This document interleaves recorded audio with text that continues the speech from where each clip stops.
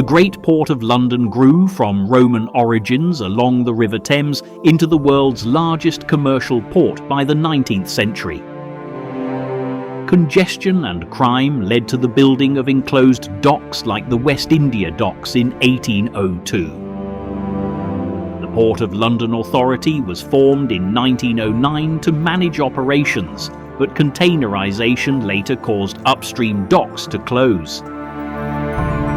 Here we have three unique Port of London Authority's public information films: 1925, 1929 and The Vital Link, a film from the 1960s. A triple pack of maritime London history.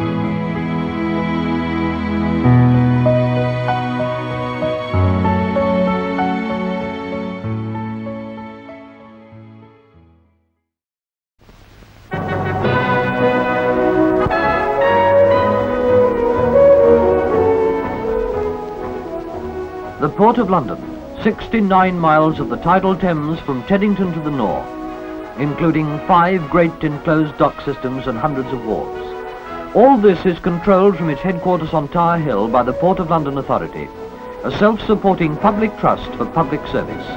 The authority's board is made up of 29 members appointed or elected, representing the principal categories of the users of the port. Working costs are met by revenue from port rates levied on goods and from charges for services to shipping and to merchants. From the lazy river, through the busy river, to the open river.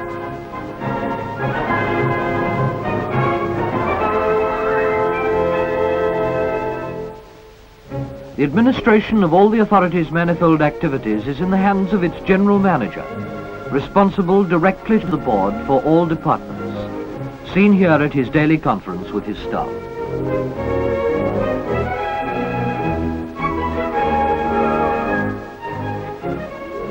First, the river. Its banks, particularly in the middle reaches, are lined with hundreds of privately owned wharves like these. Every day the harbour service patrol every yard of those 69 miles, some of them continually.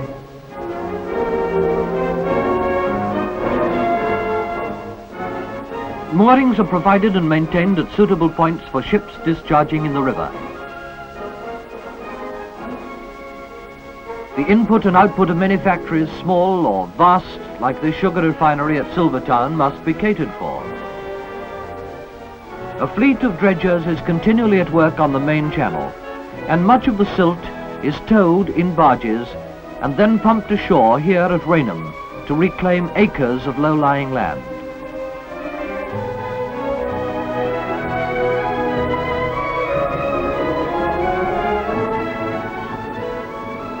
The hydrographic department, complete with every modern aid, keeps its constant watch on the river bed, preparing detailed charts on which are set out, with an accuracy that is vital, every depth and every obstruction.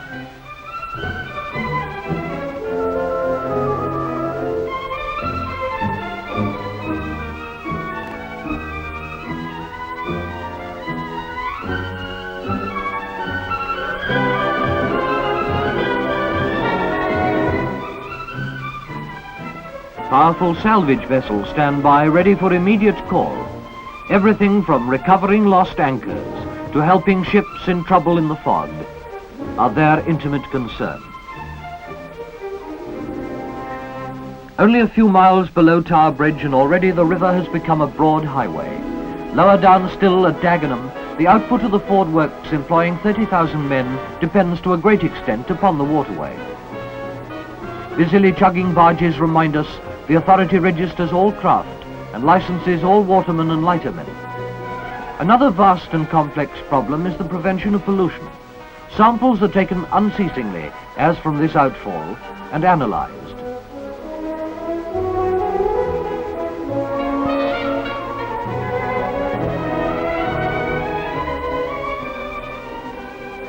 The great petroleum tankers seem to be becoming larger every day, and the trade is catered for here at Thames Haven and other installations in the lower reaches.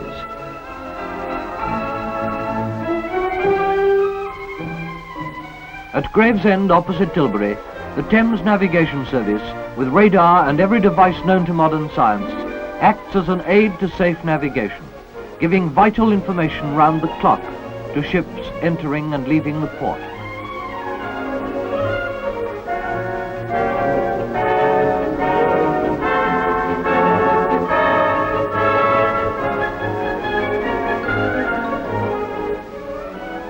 The officers on the ship's bridge report to the captain, who is thus made aware of the position of all vessels which may affect his course and speed. Now, thanks to this PLA service, guesswork is removed, time is saved, and safety is assured.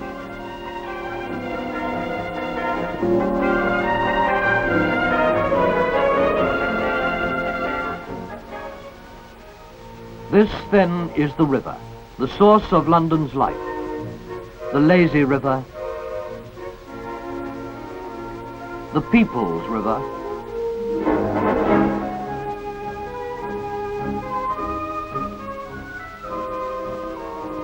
commercial and industrial river,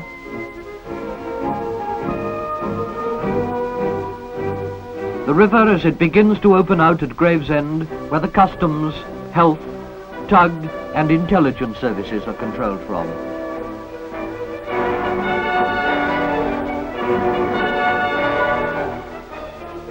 And finally the estuary itself as it begins to open its arms to the misty sea. Perhaps the greatest of all the many assets of the Port of London is the group of 5 separate enormous enclosed dock systems with nearly 36 miles of deep water quays, roughly 520 acres of warehouses. Together they can provide berthage and cargo handling facilities for nearly 200 ships at the same time. The port as a whole can handle more than 400. The Thames has a tidal range of up to 21 feet, but by means of powerful impounding pumps like these, the docks themselves maintain constant high water level, and by means of locks they are open to shipping at all hours of the day and night, depending on the state of the tide in the river. Another feature of the port is the free water clause, by which barges and other river craft can enter the docks free of all dues to load and transport cargo to the wards. Lists showing the stations of all shipping in the docks and their arrival dates and times are published daily.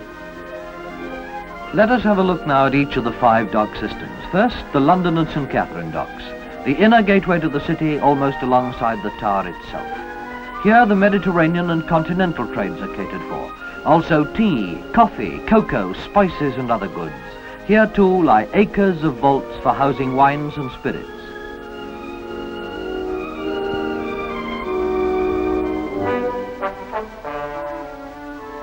Surrey commercial docks, the only group of the 5 on the south bank of the river, are a maze of no less than 11 docks, concerned mainly with wood, for which there are acres of shed and open storage space.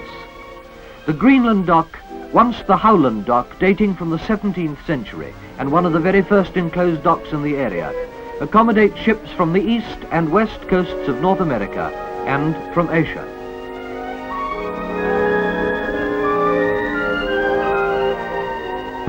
Opposite Greenwich, on the sweep of land where the hunting dogs from the Royal Palace used to be kennelled and exercised, the area known even today as the Isle of Dogs, though it is not an island and somewhat denuded of dogs, lie the India and Millwall docks, 5 more areas of shelter and service, from Limehouse to Blackwall. The connection with the Indies, which gave this group its name, is still maintained, but its trade now extends to Europe, Africa and the Far East.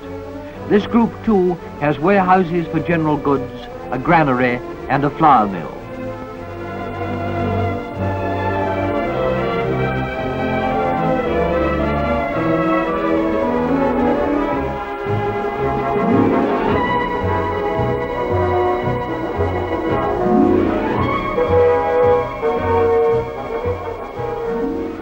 The Royal Docks, or to give them their full title, the Royal Victoria, Royal Albert and King George V docks, together make up the largest sheet of impounded dock water in the entire world. 2 ship and 2 barge entrances and 11 miles of quays, all served by modern warehouses, transit sheds, roads and railways. Into these docks flows a large proportion of the world's produce. Out of them flows an impressive tonnage of goods of every kind for the world's markets. Here lie special facilities for grain, for meat, for the tobacco, the banana and other trades.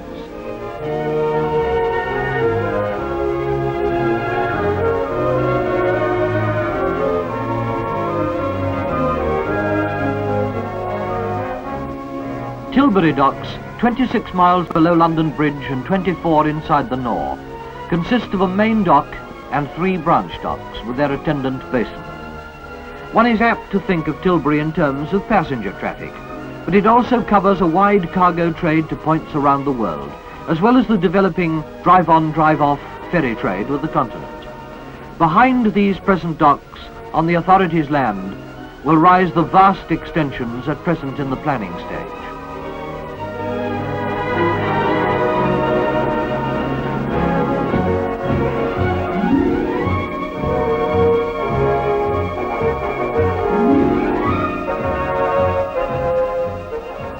Passenger floating landing stage, fronting on the river, and and connected directly with the main railway line. Has been and still is constantly the scene of exciting and tearful departures, of joyful and heartwarming returns.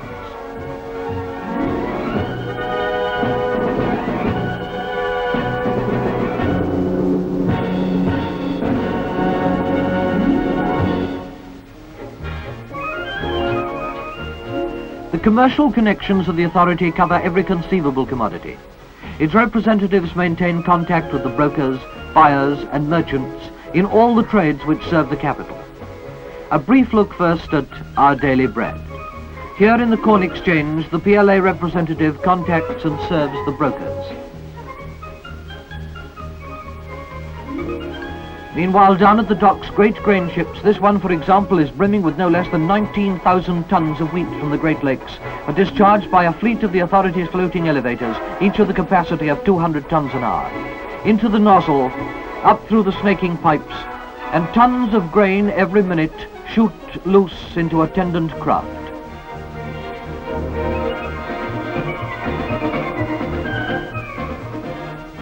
Or are perhaps carefully bagged for storage or immediate delivery by road, rail or water, anywhere they are wanted. The central granary at Millwall Docks alone has a storage capacity of over 24,000 tons. Or frequently the grain ships discharge direct into one of the 5 dockside flour mills.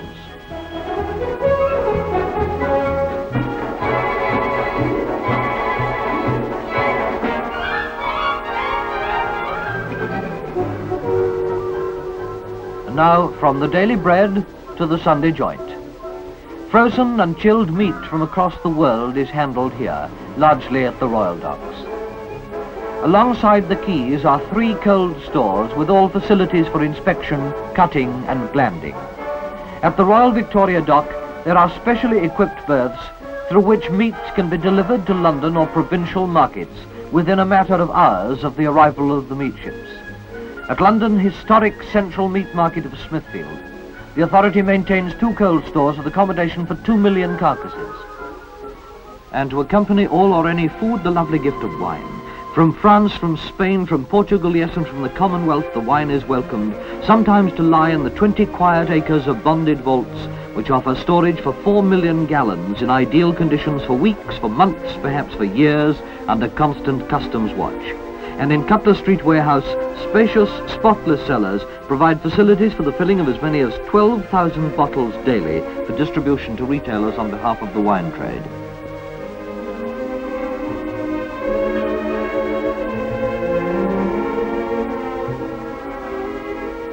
Now here's a fairly recent innovation. Wine in bulk, pumped from glass-lined tanks afloat to glass-lined tanks ashore, where it is either held in bond or drawn off for delivery into tank vehicles as required.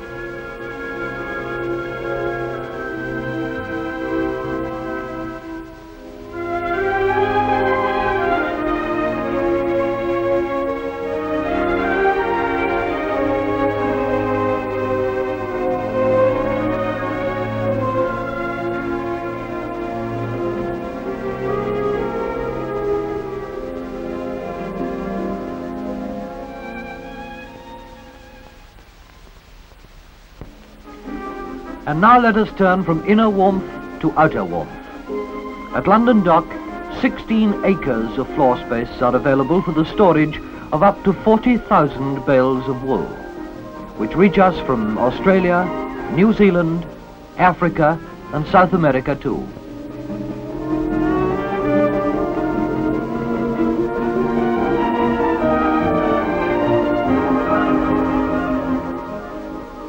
The inspection avenues are set up by mechanical pilers specially designed by the authority.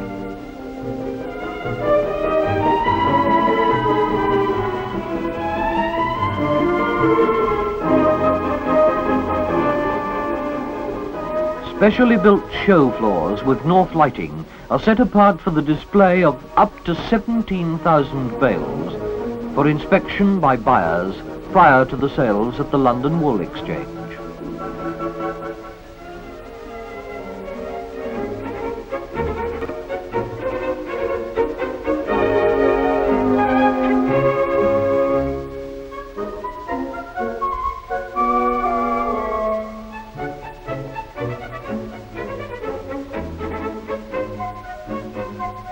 And when it has been carefully inspected, diligently sampled, and shrewdly bought and sold, it may be sent by road or rail direct to the provincial mills.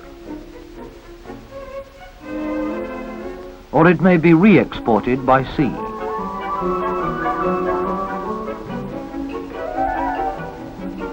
In need of more refreshment? Fruits, then. Here, quick discharge is vital, and special attention has to be given to this problem by the authorities' traffic officers. At West India Dock, 2 3-story warehouses with landing verandas have been built and equipped with the latest mechanical handling equipment.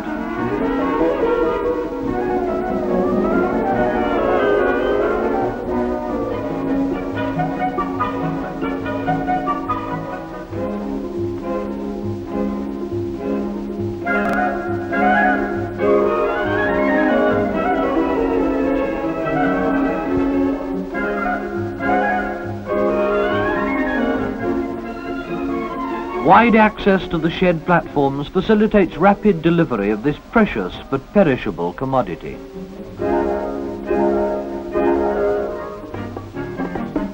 For bananas, there are special berths equipped with conveyors to give mechanized discharge and immediate distribution to London and the provinces. These ships may carry up to 125,000 stems, some 87,000 of which can be unloaded in a single day.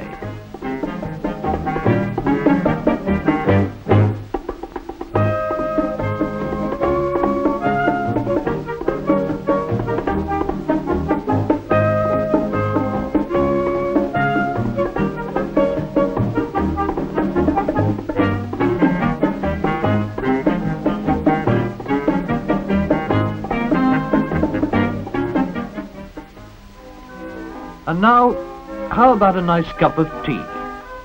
The tea trade of London is traditional. From India and the Far East, tea is brought sometimes to the lower docks and then to the London dock by road or rail or maybe by barge. The authority has a large and skillful trained staff in the extensive warehouses there, with facilities for inspection, weighing, sampling, display, and repacking.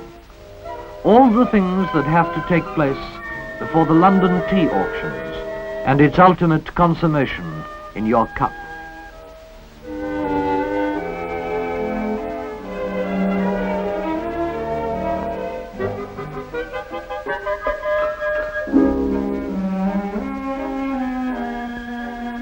Sugar in your tea?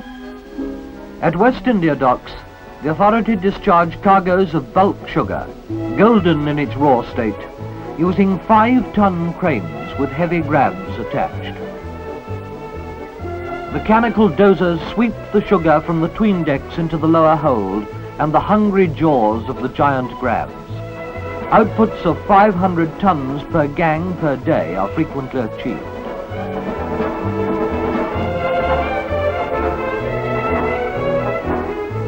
Or if it comes in bags, then it can be stored in the warehouses for later transport to the refineries.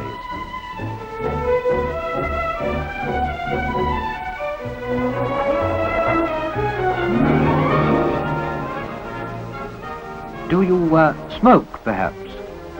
The Royal Docks provide ample warehouse accommodation specially fitted to welcome bales, hogsheads and crates of the fragrant weed. Here again, the customs supervise and check every detailed process as the tobacco is turned out, weighed, and generally cared for before being repacked and stored until the time comes for it to be delivered to the manufacturers.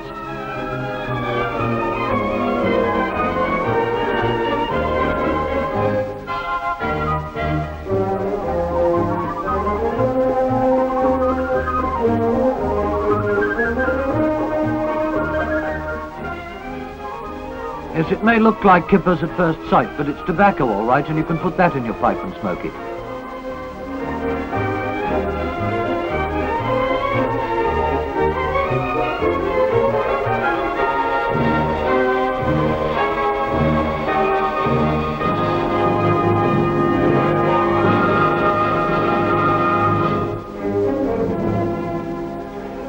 The trade in timber has been associated for many, many years with the Surrey Dock Group, and it will continue so for many, many years to come. Touch wood. 8 of the 11 docks in this group provide unequalled storage space under cover or in the open. Additional sheds are continually being built to meet current demands. A whole fleet of small tugs and barges deals with the traffic in the busy season, when as many as 500 barges, all laden with timber, may be in these docks at one time.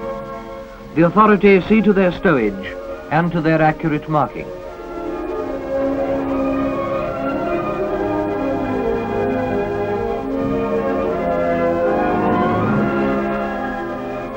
They also see to the preparation of the landing accounts.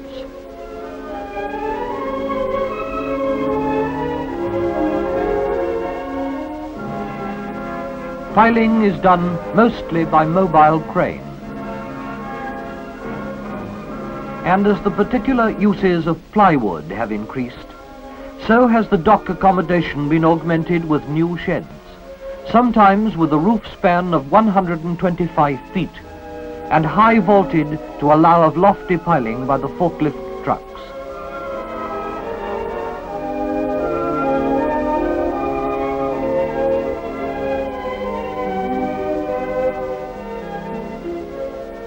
More new sheds have been built to house great reels of liner board, nearly 2 tons in weight, which are stacked 5 high by trucks fitted with special grapples.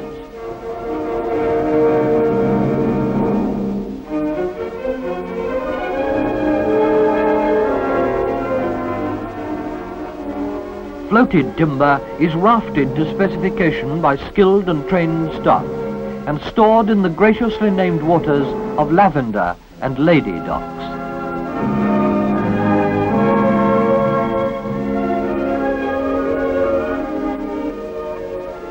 Hardwood, too, which requires special stacking, is handled at Surrey as well as at the Indias, where logs are sawn to the orders of merchants, who will later convert them with a deceptive smoothness into planks.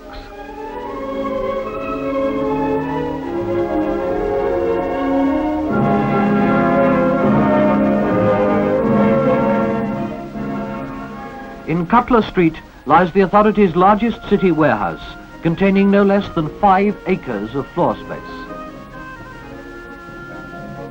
Inside, a rare and precious commodity.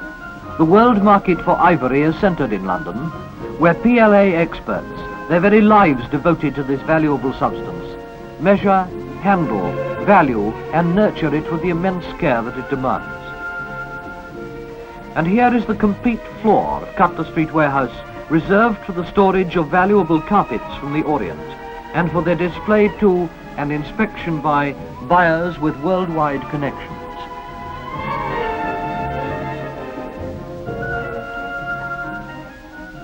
Other rare and precious cargoes are housed here too. Ostrich plumes, for example, to grace my lady's fan or her millinery. Another of the authorities' depots nearby is the Commercial Roadway House, directly connected by rail to Tilbury. And now from cargo to men, including the authorities' permanent labouring staff and the men recruited daily through the National Dock Labour Board. Some 30,000 men are registered for work in the Port of London.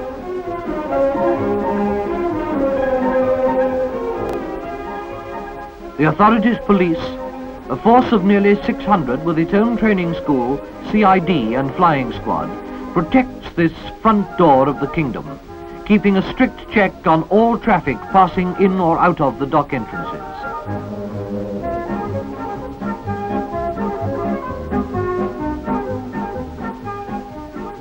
All shed doors are secured during non-working hours.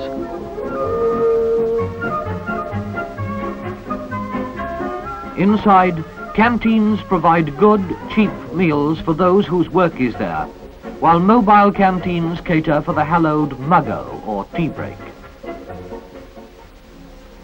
Here too can be found great dry docks, and ships looking even more huge than usual and twice as naked out of their normal element, temporarily under inspection or repair.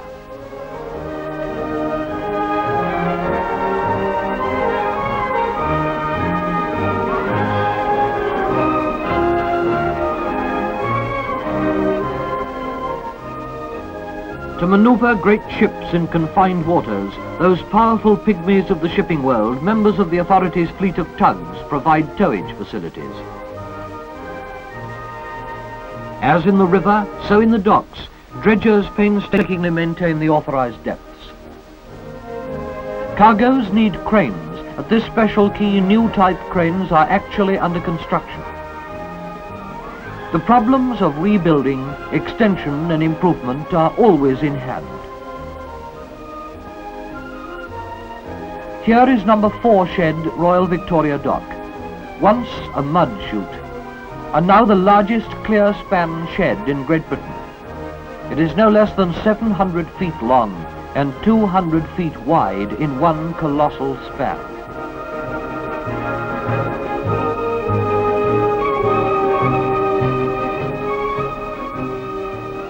And if the loads mount literally into hundreds of tons, the mighty floating cranes come into action.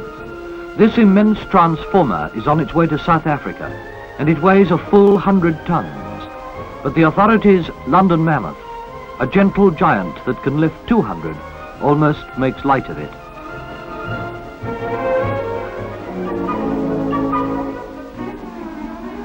The railway department controls the daily movement of the large goods traffic in and out of the principal docks. The main lines bring the goods to the exchange sidings, where the authorities' radio-equipped diesel engines take over full control right up to the key tracks alongside the ship's berths.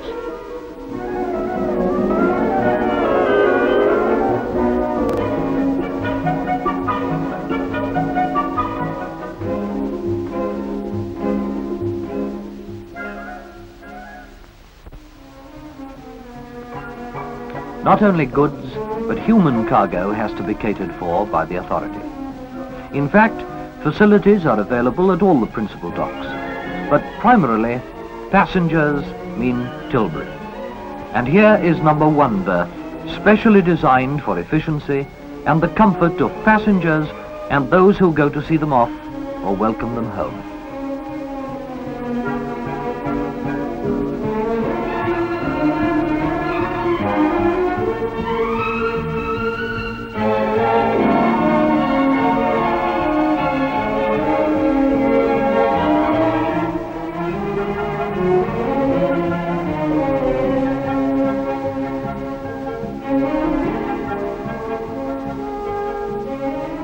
It has been said repeatedly, we must export or die.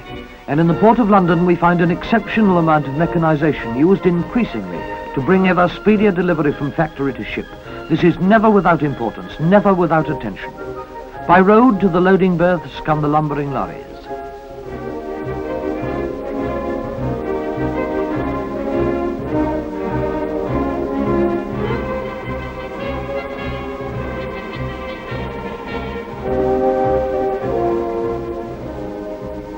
Special liaison with British Railways maintains export rail traffic from the provinces via the dock sidings through to the sheds alongside the ships.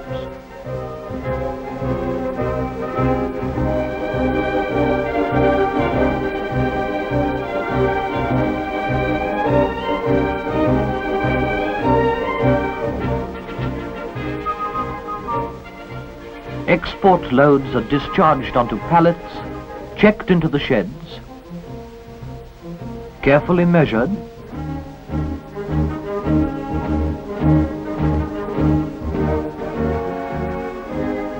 and sorted to port marks so that the predetermined loading order laid down by the ship's cargo plan may be quickly and easily followed.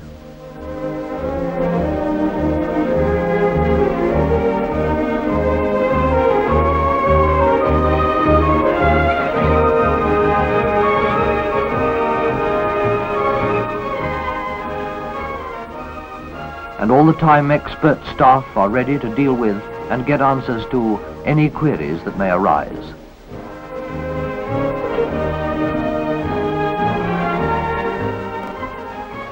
The customs man must have the right to open whatever he pleases for examination, even if it does seem to be nearly always the one right at the back.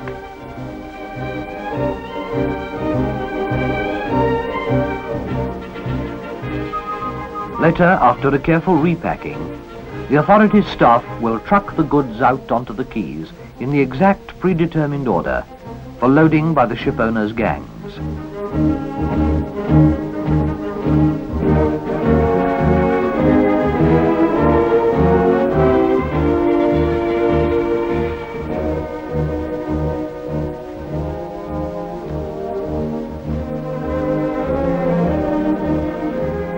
These figures, of course, speak for themselves.